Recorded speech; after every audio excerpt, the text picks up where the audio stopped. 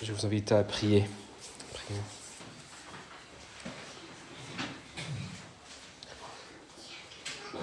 Notre Père, nous te remercions du fait d'avoir ta parole disponible en une langue que nous comprenons.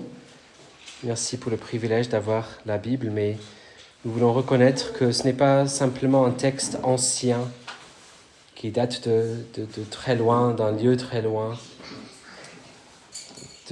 comme si c'était la parole d'un Dieu lointain.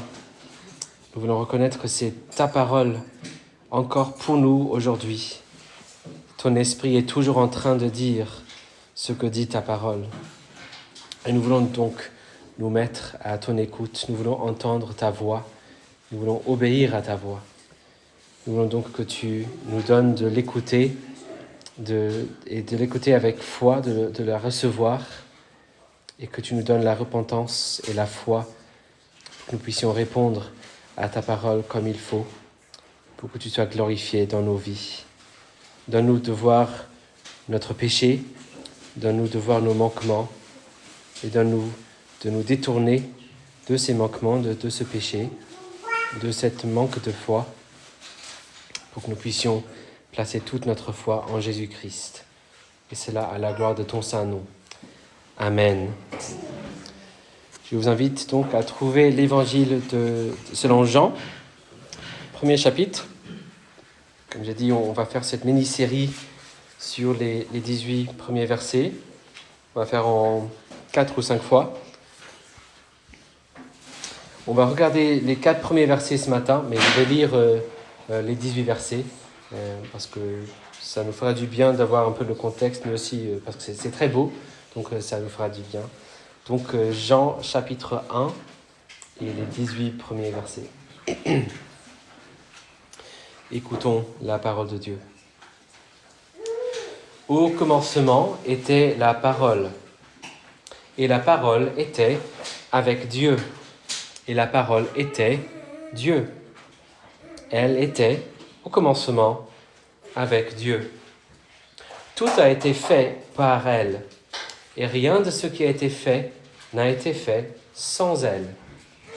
En elle était la vie, et la vie était la lumière des hommes. La lumière brille dans les ténèbres, et les ténèbres ne l'ont pas accueillie. Il y eut un homme envoyé par Dieu du nom de Jean.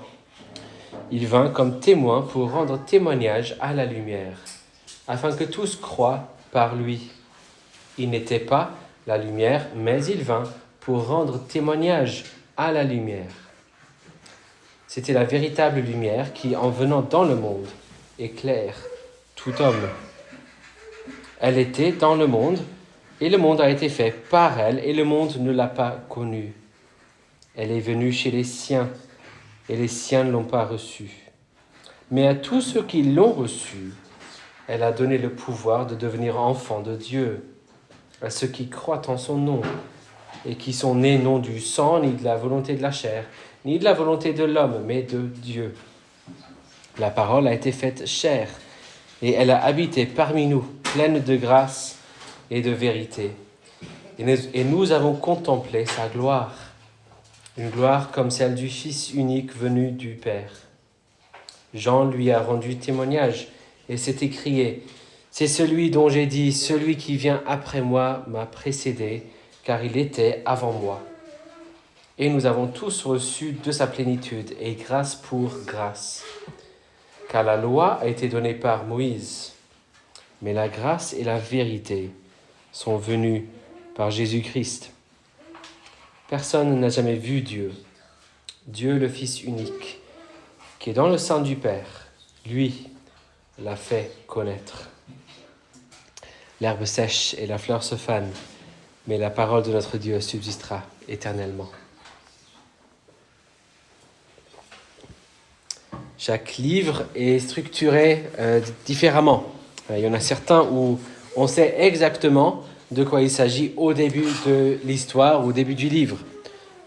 J'ai vu quelqu'un a tweeté une photo d'un livre écrit par un de mes anciens professeurs, et c'était un livre théologique, biblique, mais il dit toute première phrase, 7 livres va parler de ça, et ma thèse, c'est ça. Et voilà, on sait tout de suite de quoi il s'agit.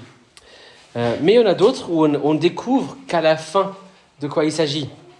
Je me rappelle, quand j'étais au lycée, on a étudié un roman, c'était en gallois, donc je vais rien gâcher, parce que je pense pas qu'on risque d'avoir des gens qui pourraient lire ça.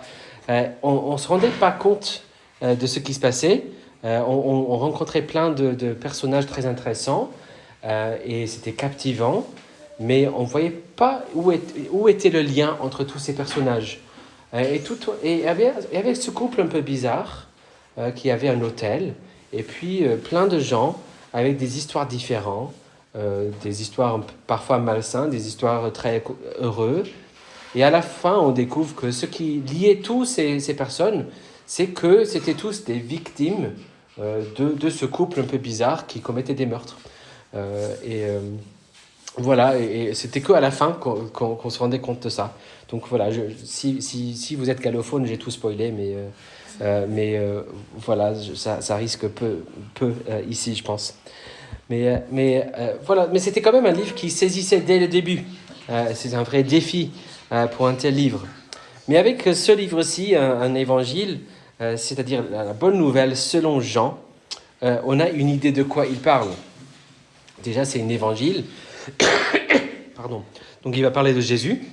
Donc, déjà, si ça, c'est un spoiler, désolé. Mais ce n'est qu'à la fin que Jean annonce ses intentions pour ce livre. Au chapitre 20, verset 31, il dit « Ceci est écrit, afin que vous croyiez que Jésus est le Christ, le Fils de Dieu, et qu'en croyant, vous ayez la vie en son nom. » Voici l'intention de Jean pour tout le livre, et c'est qu'à la fin qu'il l'annonce. Voici donc le résultat qu'il cherche à la fin. Mais ici, au début, sa tâche, c'est de nous convaincre qu'il nous faut écouter ce qu'il a à dire. Il doit nous persuader, surtout, qu'il faut écouter Jésus. Et c'est un peu à quoi sert cette partie du livre qu'on appelle souvent le prologue de ce livre. Les 18 premiers versets du premier chapitre, comme j'ai dit tout à l'heure, il y a un débat sur est-ce que le prologue c'est vraiment jusqu'au verset 18 ou est-ce que c'est plus loin. En tout cas, c'est clairement un texte qui va tout seul. C'est un texte extrêmement riche, donc on va parcourir en plusieurs temps. Aujourd'hui, on regarde simplement les 4 premiers versets. J'ai dit donc que Jean explique pourquoi il faut que nous écoutions Jésus. C'est ce qu'il veut faire. Et vous dites peut-être pas, mais franchement, c'est pas à nous qu'il faut le dire. Hein. On est quand même là, en train d'écouter une prédication, la plupart d'entre vous, en moins. C'est aux autres qu'il faut le dire, sûrement.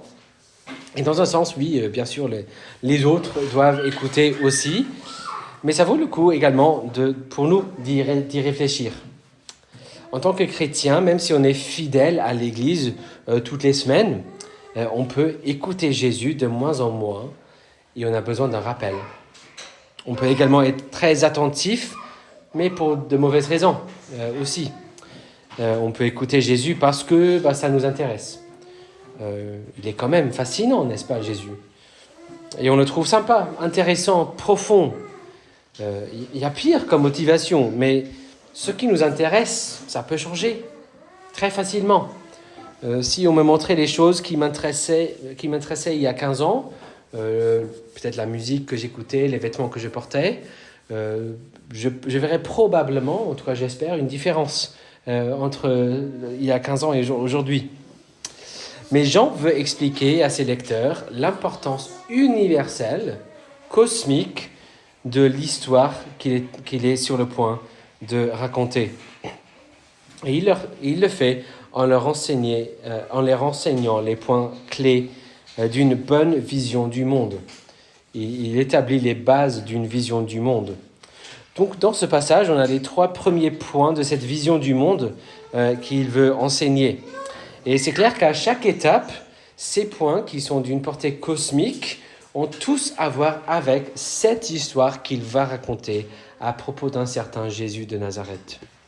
Et ces 3 premiers points qu'il esquisse ici, ce sont Dieu, l'univers et l'homme. C'est quand même pas des bagatelles. Il veut qu'on comprenne que Jésus-Christ, le sujet principal de ce livre, doit être au centre de notre compréhension de ces choses-là, de qui est Dieu, de qui nous sommes et de ce qu'est cette création. Il ne veut pas tout simplement raconter des histoires sympas, même des histoires inspirantes. Il dit ici que cette histoire va façonner ma compréhension de qui m'a créé, où je suis et ce que je suis. Si on veut être un peu philosophe, si vous aimez ces termes philosophiques, ça va transformer ma compréhension de l'ontologie, ma compréhension de l'être. Et on va découvrir également que ce personnage va également transformer ma compréhension de l'épistémologie, le savoir. Que sais-je et pourquoi et comment? Et Jean nous dira ici que si ce personnage que l'on appelle pour l'instant la parole n'est pas au centre de nos réponses à toutes ces questions-là, on passe à côté de la vérité. On est donc loin au-delà de l'intéressant, on est vraiment dans l'essentiel, n'est-ce pas? Le philosophe André Consponville, dans un article qu'il a écrit il y a quelques années, explique bien sûr que dans les évangiles, il s'agit d'un mélange de légendes, de mythes, des histoires, c'est un peu son perspective, surtout des contes élaborés avec des miracles, etc. C'est la propagande et tout le monde voit Jésus comme il veut, les chrétiens d'une façon, les musulmans d'une autre, etc. Et de toute façon, il vaudrait probablement mieux ne pas connaître la vraie histoire. Selon lui, je cite, « Chacun voit midi à sa porte et trouve son Dieu dans son temple ou son cœur. Je suis davantage ému par les faits les plus simples et les moins improbables. Une mère en adoration, comme elles sont presque toutes. Un père incertain et inquiet, comme tant d'autres. Un enfant nu dans une étable entre le bœuf et l'âne. Un jeune homme pieux et doux qui met l'amour plus haut que la loi. Un innocent martyrisé. Ce Dieu-là me touche trop pour que j'aie besoin d'imaginer autre chose et même d'y croire. » Fin de citation. Mais Jean est très clair ici. Déjà, il est très sûr de ce qui s'est passé, mais aussi, ne pas connaître cette histoire de Jésus, ce n'est pas tout simplement rater une occasion plutôt sympa ou enrichissante, c'est rater le sens de la vie. On rate tout. Que dit-il donc? Alors, comme j'ai dit, il nous parle de 3 choses ici, Dieu, l'univers et l'homme, donc on va les prendre un par un. Donc d'abord, au verset 1 et 2, Dieu. Au commencement était la parole, et la parole était avec Dieu, et la parole était Dieu. Elle était au commencement avec Dieu. Alors, si vous connaissez un peu la Bible, ces 2 premiers mots, au commencement, vous rappelleront sûrement le tout début de la Bible, Genèse 1, verset 1. Au commencement, Dieu créa le ciel et la terre. Mais Jean nous donne ces 2 mots, au commencement, et puis il met tout de suite sur pause. Et puis il pose la question, au commencement, qu'est-ce qu'il y a? Ou plutôt, qui est-ce qu'il y a? Et la réponse qu'il donne est un des textes clés pour un des mystères les plus profonds de notre foi. Jean nous exprime une partie, un début de la doctrine qui va être développée et qu'on va appeler la doctrine de la Trinité. Ce mystère, un mystère c'est un secret révélé, ce mystère, le fait que Dieu, tout en étant un seul être, est aussi 3 personnes. Dieu, tout en étant un seul être, il est aussi 3 personnes. Alors on a l'habitude maintenant, depuis 2000 ans, de parler en termes de Père, Fils et Saint-Esprit, mais ce n'est pas le langage que Jean nous donne au début. D'abord, Jean ne traite pas que des 2 premières personnes, mais il les appelle pas Père et Fils, mais Dieu et Parole. Le père de l'Église du IVe siècle, Grégoire de Nice, il a noté cette différence aussi, et Grégoire explique que Jean s'adapte à l'immaturité des lecteurs face à cette révélation plus pleine de notre Dieu. La doctrine n'était pas tout à fait expliquée à ce point-là, Donc, il évite les distractions au tout début de ce livre pour laisser les gens découvrir. On voit les termes père et fils plus tard dans le livre, même plus tard dans le prologue. Dit Grégoire, s'il avait dit père, on aurait demandé qui est la mère donc.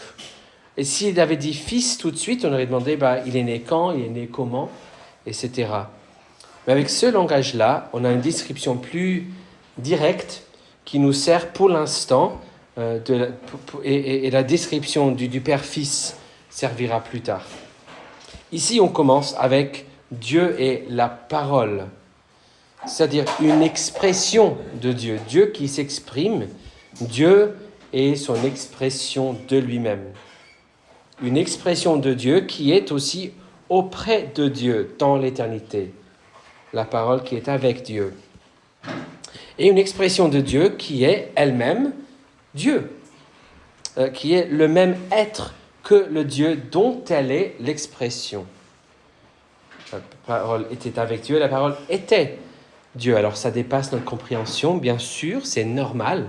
Si vous dites ça me dépasse, c'est normal.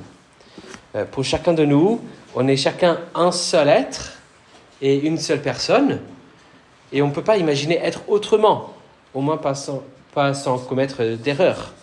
Mais voici le Dieu que Jean nous présente. Il nous dit, il faut que vous m'écoutiez, parce que là, je joue carte sur table. Ce Jésus dont je vous parlerai, il a à voir avec le Dieu qui est là et sa parole. Or, vous allez rencontrer des gens, ils se trouvent partout dans la rue avec leurs petits stands, on les voit à lire, je les ai vus partout aux États-Unis aussi. Ils s'appellent les témoins Jéhovah, avec leurs stands dans les rues. Ce sont des gens qui disent non, vous lisez mal ce que dit Jean. On vous explique, on vous donne même un cours biblique gratuit. Le texte original dit la parole était un Dieu, petit d, et non pas que la parole était Dieu. Et ils le disent parce qu'ils lisent mal le grec ancien. Ils ne respectent pas les différences entre les langues, surtout dans ce cas-là, avec des origines anglophones, la différence entre le grec ancien et l'anglais. Il impose des règles d'anglais sur le grec, en fait. Mais soyez rassurés, je ne vais pas vous soumettre à un cours de grec parce que vous n'avez même pas besoin pour cette question-là. Si vous voulez apprendre, allez-y, je ne suis surtout pas contre. Mais pour résoudre ce problème-là, il suffit d'avancer au prochain point et l'affaire sera très, très simple. Donc le deuxième point établi par Jean, ici au verset 3, c'est par rapport à l'univers, ou par rapport à la création.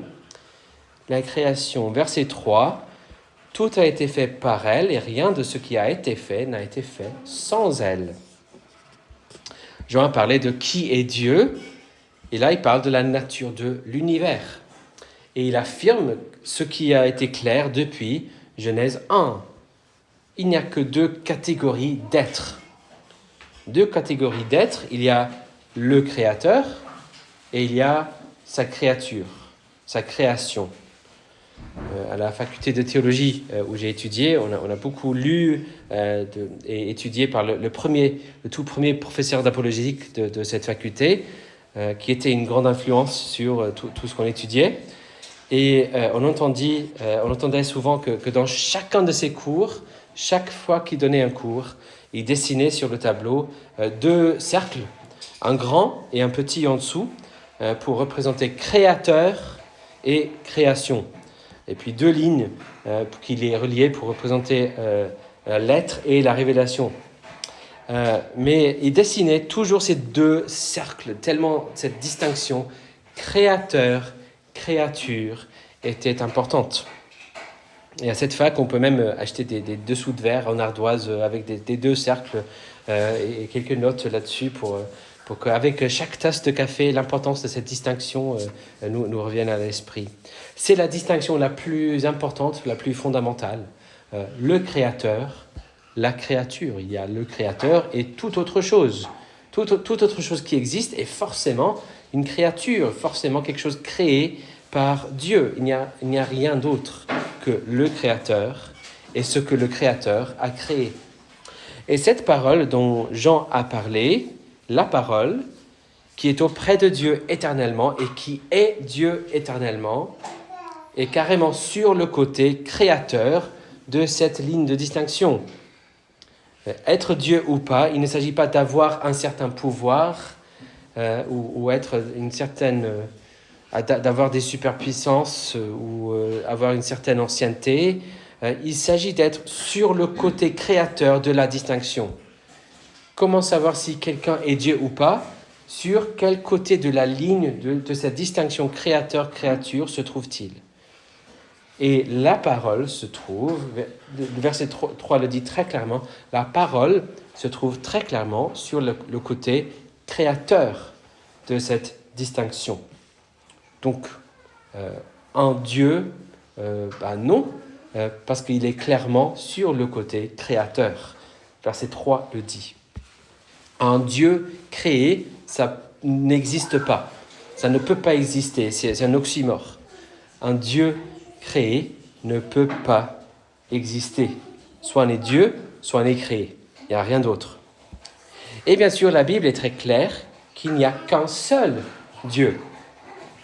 Et Jean est d'accord, même quand il nous parle de la parole de Dieu, qui est auprès de Dieu et qui est Dieu, un Dieu dans lequel il se trouve des distinctions de personnes.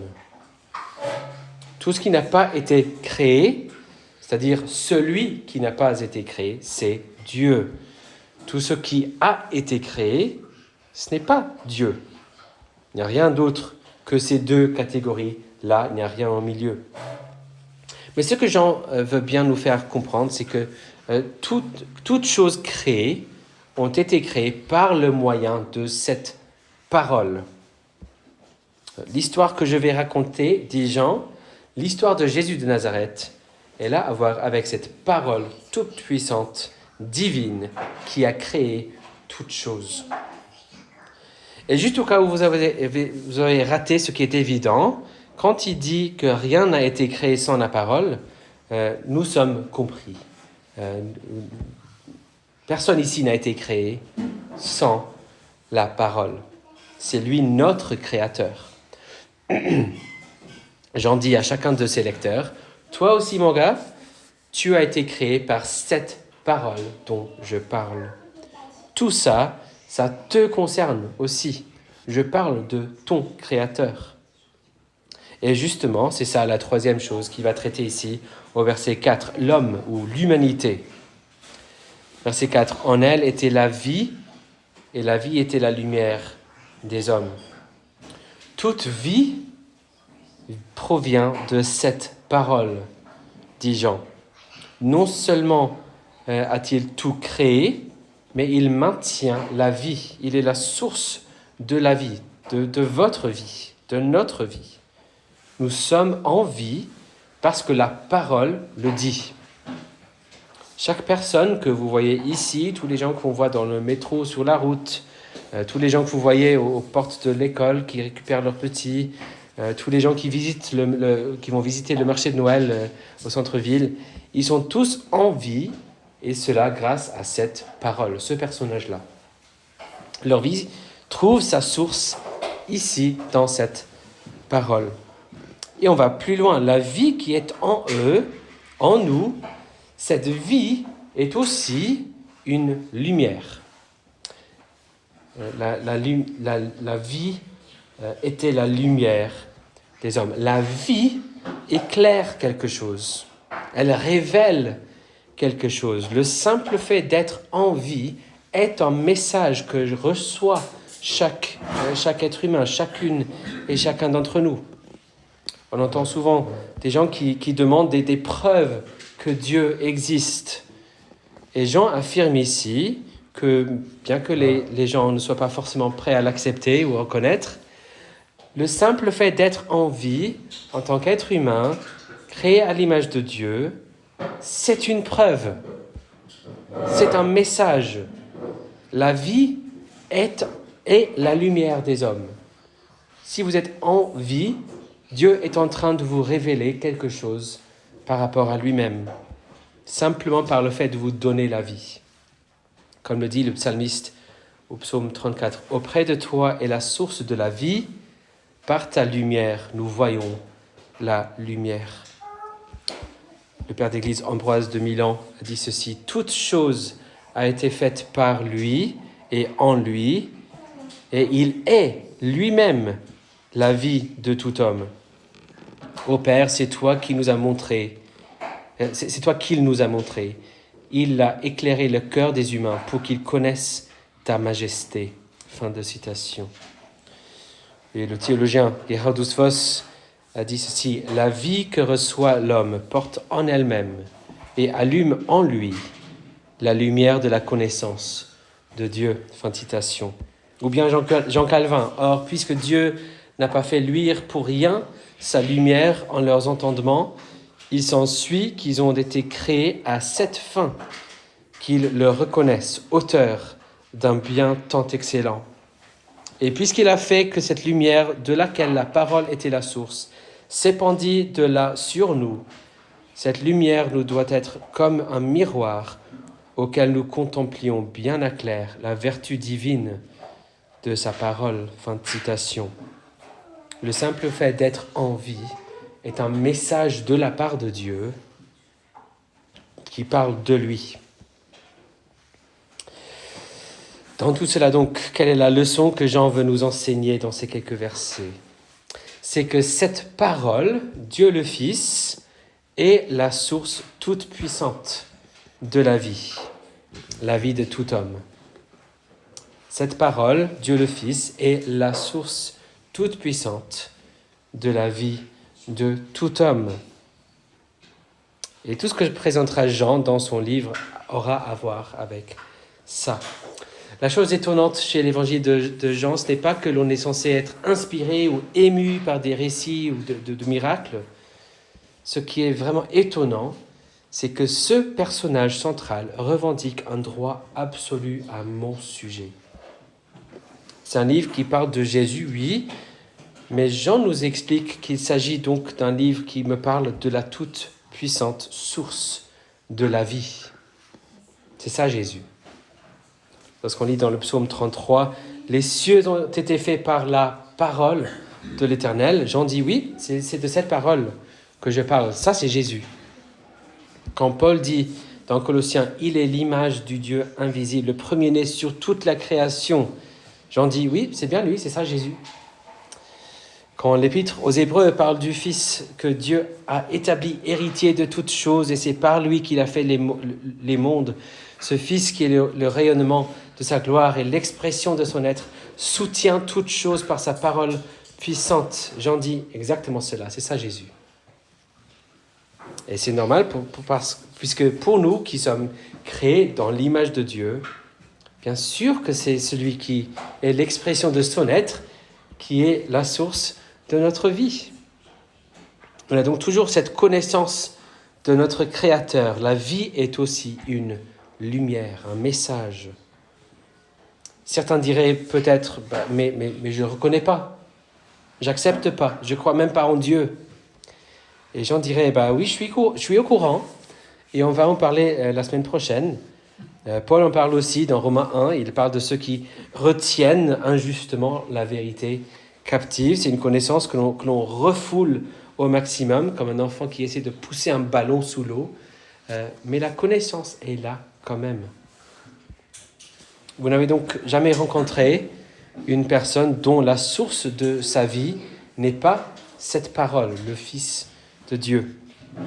Toute la création s'axe sur cette parole. Le théologien et Premier ministre néerlandais, Abraham Kuyper, a dit qu'il n'existe pas un seul pouce carré de l'univers sur lequel Jésus ne dit pas « c'est à moi ». Et il n'existe aucune personne sur laquelle il ne dit pas non plus « c'est le Créateur à nous tous ». Donc quand on vient à Jésus, ce n'est pas que je trouve du temps gracieusement pour lui. Non, je viens à quelqu'un à qui je dois tout. Est-ce comme ça que vous êtes venus ce matin ? Est-ce comme ça que vous pensez chaque matin ? Je dois tout à Dieu le Fils, à Jésus-Christ. Mais nous verrons plus tard aussi que le fait d'être la source de toute vie a préparé et a qualifié la parole pour devenir la source de la vie d'une façon nouvelle. Celui qui est la source de la vie en termes de la création est devenu aussi la source de la vie rédemptrice, la vie de rédemption, de résurrection. C'est l'homme Jésus-Christ dans son corps ressuscité qui est la source de notre vie spirituelle. Et c'est comme ça que l'on devrait le voir. On pourrait dire de manière générale que c'est Dieu qui est la source de la nouvelle vie, c'est vrai, mais c'est une réponse plutôt 12 sur 20, 11 sur 20, c'est bien. Mais c'est surtout, plus particulièrement, l'homme ressuscité, auquel Dieu le Père a donné son Esprit Saint pour le ressusciter d'entre les morts, qui est la source de la vie de résurrection, la vie éternelle. Et tout comme nous recevons la vie éternelle de la part de cet homme ressuscité par la foi, cette vie est nourrie par la foi, par la puissance de l'Esprit, par du pain et du vin, là où nous communions avec Jésus, qui nous invite à sa table où nous viendrons dans un instant. Donc prions. Seigneur Jésus, Fils tout-puissant, parole de Dieu, source toute puissante de la vie de chacun ici présent, nous te louons parce que tu en es digne, parce que tu es Dieu. Nous reconnaissons que tu es notre Maître, la source de notre vie, et nous voulons recentrer nos vies sur toi. Ce matin, nous voulons recentrer nos cœurs sur toi.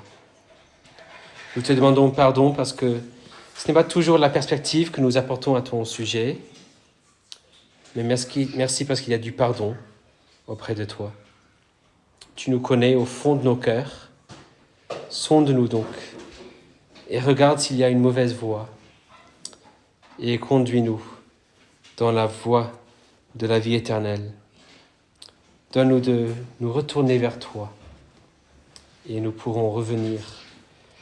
Donne-nous de centrer tout ce que nous sommes sur toi, à ta gloire seule. Amen.